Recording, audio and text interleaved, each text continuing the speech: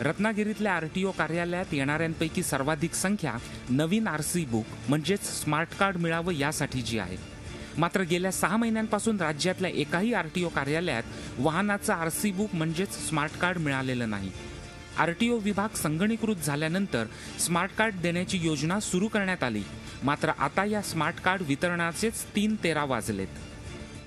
6 महिने झाले तरी त्यांना स्मार्ट कार्ड मिळत नाहीत। याबाबत मी एकदा आरटीओने विचारलं होतं की बघा तुमचं काय प्रॉब्लेम काय आहे, कारण नियमाप्रमाणे 2 महिन्यात मिळालं पाहिजे, पण 6 महिने झाले मिळत नाही। तेव्हा त्यांनी असं उत्तर दिलं होतं की आम्ही ज्याच्याशी जो कोण कॉन्ट्रॅक्टर आहे तो सगळं हे करतो, त्याची मुदत संपलेली आहे। आणि ती मुदत संपलेली ही शासन ह्यांनी पण बघितलं पाहिजे ना, बघ काय संपलं काय नाही संपलं, लोकांना मात्र भेटीत धरता येते। सध्या स्मार्ट कार्ड मिळत नसल्यानं कागदी आरसी बुक वितरित केलं जात आहे। याचा खरा फटका बसतोय तो वाहन चालकांना, कारण बँकेकडून ग्राहकांना स्मार्ट कार्ड आणि आरसी बुकचा तगादा लावला जातोय। विशेष म्हणजे नोव्हेंबर 2014 मध्येच स्मार्ट कार्ड बनवण्याचा कंपनीचा ठेका संपलाय।